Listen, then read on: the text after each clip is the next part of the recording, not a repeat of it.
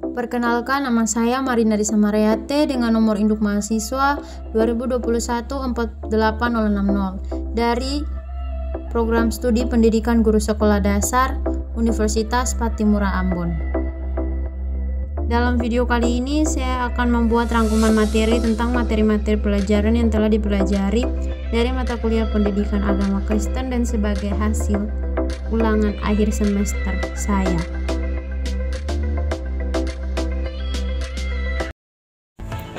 Materi pertama yaitu perspektif Kristiani mengenai hakikat dan tanggung jawab. 1. Manusia menurut ajaran Kristen. Manusia adalah ciptaan Tuhan pada hari ke-6 atau hari terakhir penciptaan, dan manusia adalah makhluk ciptaan Tuhan yang paling mulia daripada semua ciptaan Tuhan yang lain, karena manusia diberikan akal dan budi dan diberikan mandat dari Tuhan untuk menjaga dan merawat alam ciptaan Tuhan. Hakikat manusia menurut kesaksian Alkitab. Manusia diciptakan sebagai makhluk yang termulia. Pertama, dengan manusia Allah membuat rencana penyelamatan. Allah menghendaki supaya manusia dapat menyelamatkan atau menjaga, memelihara, melestarikan ciptaan Tuhan yang lainnya. Kedua, Allah melengkapi manusia dengan akal, perasaan, dan kehendak. Manusia diciptakan segambar dan serupa dengan Allah. Segambar dan serupa dengan Allah lebih menunjuk pada relasi manusia dengan Tuhan. Seperti pada Kejadian 1 ayat 26, berfirmanlah Allah, baiklah kita menjadikan manusia menurut gambar dan rupa kita, supaya mereka berkuasa atas ikan-ikan di laut dan burung-burung di udara dan ternak dan atas seluruh bumi dan atas segala binatang melata yang merayap di bumi. Kata gambar tidak mengacu pada suatu kesanggupan dalam diri manusia, melainkan pada kenyataan bahwa Allah menciptakan manusia sebagai rekannya dan bahwa manusia dapat hidup bersama dengan Allah. Jadi segambar dan serupa dengan Allah bukan sesuatu yang dimiliki manusia atau sesuatu kemampuan untuk menjadi sama, melainkan satu hubungan Allah dengan manusia sebagai mitra kerja atau wakil Allah. Manusia yang segambar dan serupa dengan Allah. Manusia diciptakan dengan memiliki unsur badani dan rohani. Unsur badani dikerjakan oleh Allah dari debu tanah, sementara itu unsur rohani berasal dari Allah. Manusia diciptakan sebagai laki-laki dan perempuan. Allah menciptakan laki-laki dan perempuan dalam derajat yang sama. Keduanya bukanlah unsur yang bertentangan, melainkan unsur yang saling melengkapi. Manusia diciptakan sebagai mandataris Allah. Allah ketika menciptakan manusia, Ia memberikan tugas dan tanggung jawab atau mandat kepada manusia, yaitu untuk memperbanyak keturunan, memenuhi dan menaklukkan bumi, berkuasa atas ikan-ikan dan burung-burung dan atas segala binatang yang merayap di bumi. Manusia diciptakan dalam kebebasan dan keterbatasan. Kebebasan diberikan oleh Allah kepada manusia dalam konteks penciptaan, yaitu berkuasa atas bumi dan memperbanyak keturunan di bumi. Keterbatasan manusia dipahami dari manusia dijadikan dari debu tanah. 4. Pengertian tanggung jawab secara teologis. Tanggung adalah beban atau kuk dan pikulan, sedangkan jawab adalah respons atau reaksi terhadap beban atau pikulan. Tanggung jawab adalah tanggungan yang harus dijawab seumur hidup, dan jawaban yang harus ditanggung seumur hidup. Jawaban-jawaban yang akan terus tertanggung di pundak kita seumur hidup adalah dalam bentuk ketaatan dan kesetiaan iman tanpa batas waktu. 2. Perspektif Kristiani mengenai ketuhanan. Pengertian agama secara teologis. Menurut Calvin, dalam diri manusia selalu ada kerinduan untuk menjadi mirip dengan Allah. Kerinduan itu dinamakan semen religiones, menyebabkan manusia mencari Tuhan. Fungsi agama. 1. Menurut Hisomudin. A. Fungsi edukatif. Agama memberikan ajaran-ajaran yang harus dipatuhi. Secara yuridis, agama berfungsi menyuruh dan melarang. Tujuannya supaya para penganutnya terbiasa melakukan perbuatan-perbuatan baik sesuai dengan ajaran agama masing-masing. B. Fungsi penyelamatan. Agama berfungsi untuk mengajarkan dan membimbing penganut agama pada jalan keselamatan. Agama tidak menyelamatkan manusia, tetapi agama menunjuk jalan keselamatan. C. Fungsi pendamaian. Melalui agama, seseorang yang berdosa dapat memperoleh kedamaian batin dengan cara mengakui kesalahan atau dosanya dan bertobat dari perbuatannya. D. Fungsi kontrol sosial. Agama meyakini bahwa ajaran-ajaran agama merupakan norma dan dalam menuntun langkah hidupnya. Karena agama juga memiliki fungsi kontrol sosial bagi perilaku hidup pemeluknya. F. Fungsi pemupuk rasa solidaritas. Agama dapat memupuk rasa solidaritas para pemeluknya. Mereka memiliki kesamaan dalam kesatuan iman dan kepercayaan. Fungsi transformatif. Ajaran agama mengubah kepribadian seseorang dari yang tidak baik menjadi baik. Hal ini dapat terwujud bila mana manusia hidup menurut kehendak penciptanya dan menjauhkan dirinya dari perbuatan-perbuatan tercela. Fungsi kreatif. Ajaran agama mengajak dan mendorong para penganutnya untuk bekerja produktif, bukan hanya untuk kepentingan dirinya sendiri, melainkan juga untuk kepentingan orang lain.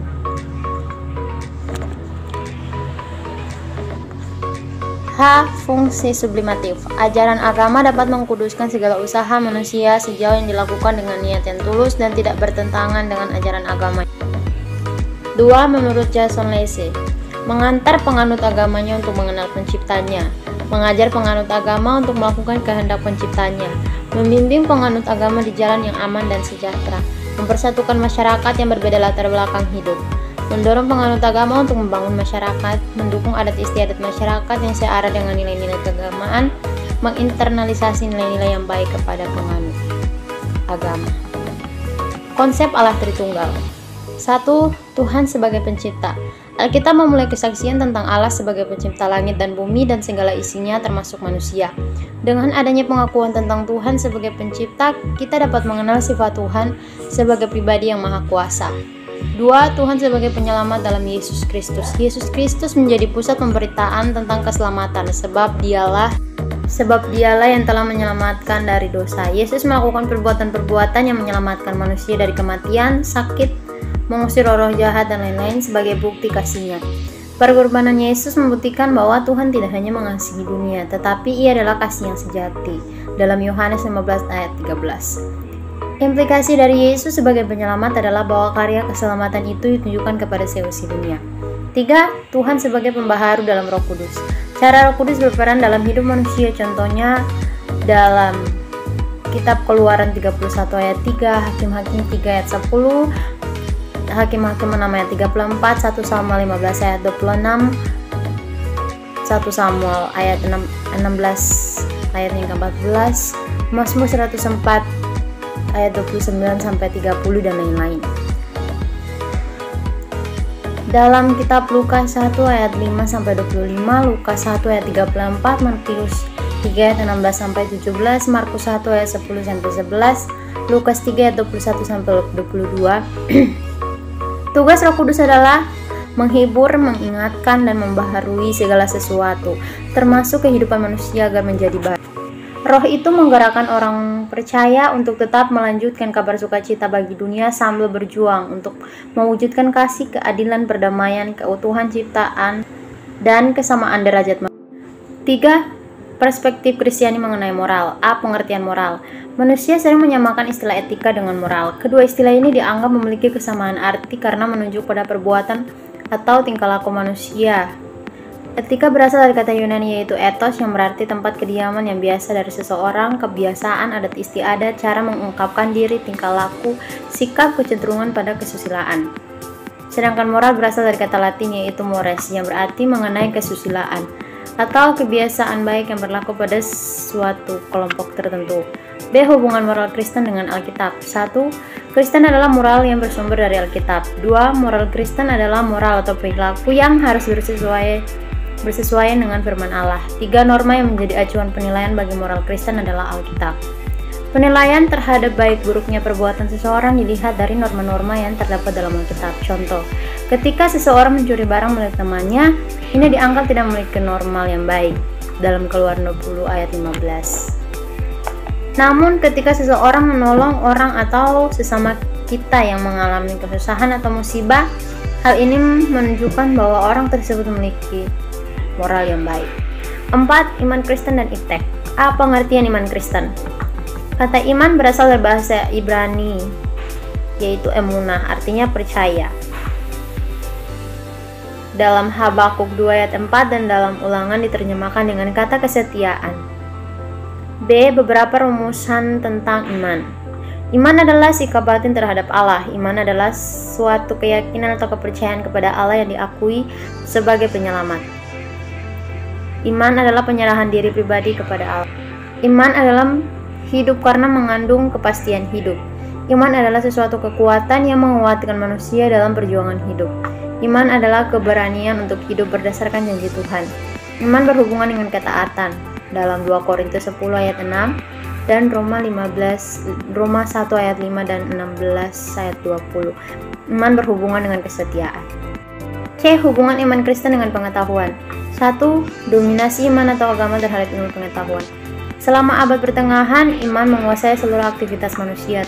Teologi dianggap sebagai ratu ilmu pengetahuan, jadi teologi merupakan ukuran kebenaran untuk segala hal. Jadi pendapat yang tidak sesuai dianggap sesat. Gereja menjadi pemegang otoritas kebenaran. Teologi menjatuhkan hubungan kepada Galileo karena penemuannya menyatakan bahwa bumi berputar mengelilingi matahari. 2. Dominasi ilmu atas iman. Pengetahuan menempatkan rasio manusia menjadi pembenar segala-galanya. Ada 4 tipologi hubungan iman dan ilmu pengetahuan menurut Ian Barbour. 1. Pertentangan. Hubungan yang bertentangan antara iman dan ilmu pengetahuan. Ilmu pengetahuan menganut materialisme ilmiah dan tidak terdamaikan dengan iman yang menganut literalisme Alkitab. 2. Perpisahan atau independence. Ilmu pengetahuan dan iman berjalan sendiri-sendiri dengan bidang garapan, cara, tujuan masing-masing tanpa saling mengganggu atau mempedulikan. 3. Perbincangan atau dialog. Adanya hubungan yang saling terbuka dan saling menghormati karena keduanya ingin memahami persamaan dan perbedaan. 4. Perpaduan atau integration. A. Teologi natural atau alamiah. Eksistensi Allah dapat disimpulkan dari bukti-bukti rancangan dalam alam. B. Teologi tentang alam. Sumber utama teologi terletak di luar ilmu pengetahuan. C. Sintesa sistematik. Baik ilmu pengetahuan maupun agama menyumbang untuk pengembangan dari suatu metafisik yang inklusif seperti dalam filsafat proses. 5. Pandangan iman Kristen terhadap iptek. Iman Kristen memandang iptek sebagai alat kelengkapan dari anugerah Allah. Melaluinya, manusia dapat mewujudkan panggilan untuk mengembangkan kehidupan yang manusiawi. Iptek adalah pemberian Tuhan. Iptek adalah karunia ilahi. Allah merupakan sumber dari segala ilmu pengetahuan. 5. Perspektif Kristiani mengenai politik. A. Pengertian politik. Secara etimologis, istilah politik berasal dari bahasa Yunani yaitu polis dan politeia. Polis merupakan benteng kota negara tertentu, misalnya demokrasi, kesatuan, dan lain-lain. Sedangkan politeia merupakan penduduk atau warga negara, hak warga negara dan kewarganegaraan, tata negara, dan bentuk pemerintahan. B. Menurut para ahli. Menurut Meriam Budiarjo, politik adalah berbagai macam kegiatan yang terjadi di suatu negara, menyangkut proses menentukan tujuan dan cara untuk mencapainya. 2. Menurut Ramlan Surbakti, politik adalah usaha-usaha yang ditempuh warga negara untuk membicarakan dan mewujudkan kebaikan bersama. C. Nilai-nilai yang perlu diacu umat Kristen dalam melaksanakan tanggung jawab di bidang politik. 1. Kasih, mengasihi Tuhan, sesama, diri sendiri, dan lingkungan alam. 2. Keadilan. 3. Kebenaran. 4. Kerendahan hati. 5. Ketulusan. 6. Kejujuran. 7. Kepeloporan. 8. Kebangsaan. 9. Kesamaan. 10. Kebebasan. 11. Kemerdekaan. 12. Kesetiaan. 13. Kesetiakawanan. D. Bentuk tanggung jawab umat Kristen. Umat Kristen terpanggil untuk mengembangkan tanggung jawab dalam kehidupan politik. Tanggung jawab mendorong terjadinya emansipasi politik masyarakat yang setara maknanya dengan pembebasan atau kemerdekaan. Dimaksudkan untuk membangun kesadaran masyarakat terhadap esensi politik sebagai usaha bersama untuk melakukan tindakan-tindakan pembebasan terhadap berbagai macam penderitaan yang dialami oleh masyarakat, berupaya untuk mendatangkan shalom Allah. 6. Perspektif Kristiani mengenai hukum. A. Pengertian hukum. Hukum adalah perlindungan kepentingan manusia yang berbentuk kaidah atau norma. Setiap komunitas atau kolektif dan individu membutuhkan hukum untuk melindungi harta milik atau kekayaan, nama baik, golongan atau komunitas, kebebasan, dan lain-lain. Hukum diciptakan untuk melindungi kepentingan dan mengatur cara manusia memenuhi kepentingannya itu. Hukum sebagai penguasa atau rule of law, jadi setiap orang harus ditunduk kepada hukum tanpa kecuali. B. Pandangan iman Kristen mengenai hukum. Pandangan iman Kristen mengenai hukum. Tuhan adalah pusat dari sumber segala yang baik dalam Markus 10 ayat 18. Tuhan adalah hakim terakhir yang memutuskan apa yang benar dan apa yang salah. Karena itu, tanggung jawab manusia adalah melakukan apa yang dikehendaki Tuhan. Kehendak Tuhan dinyatakan dalam hukumnya, perintahnya, dan kaidahnya. Orang Kristen dimintakan untuk menaatinya melalui hidup yang tidak bertentangan dengan kehendaknya. Umat Kristen menjalankan apa yang tertulis di dalam hukum Tuhan Tidak dapat ditawar-tawar lagi karena ia bersifat konstan dan abadi. Ada 3 hal yang berhubungan dengan hukum Tuhan. 1. Manusia berdosa dan dibaharui. Manusia membutuhkan hukum untuk membatasi kebebasannya. 2. Hukum Taurat sebagai pedoman dan pengajaran. 3. Hukum kasih dalam Matius 22 ayat 37-40. C. Fungsi profetis iman Kristen mengenai hukum. Yesus mengajar umatnya untuk berdoa, "Datanglah kerajaan-Mu." Yesus mengajak kita bekerja mengusahakan agar kerajaan Allah semakin nyata di bumi ini. Berarti manusia turut bertanggung jawab untuk menciptakan produk hukum yang adil dan benar di bumi. Umat Tuhan harus turut bekerja mengusahakan kesejahteraan kota di mana mereka ditempatkan dalam Yeremia 29 ayat 4-7. Salah satu caranya adalah berpartisipasi dalam mewujudkan hukum yang adil dan benar sesuai dengan kehendak Tuhan. 8. Kerukunan antar umat beragama. 1. Pengertian kerukunan hidup. Situasi hidup di mana di dalamnya tercipta kedamaian, ketentraman, kebahagiaan, ketenangan, ketertiban, tidak ada konflik atau pertentangan kepentingan antar warga masyarakat. 2. Makna kerukunan hidup antar manusia.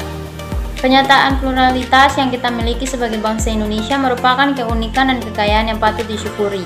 Hidup bersama dalam konteks masyarakat seperti ini membutuhkan toleransi, solidaritas, dialog, dan kerjasama yang dilandasi oleh keterbukaan, kejujuran, dan ketulusan hati. 3. Nilai-nilai yang perlu dikembangkan dalam membangun kerukunan hidup antar umat beragama. Mengembangkan sikap hormat dan menghormati dan bekerja sama antara pemeluk agama.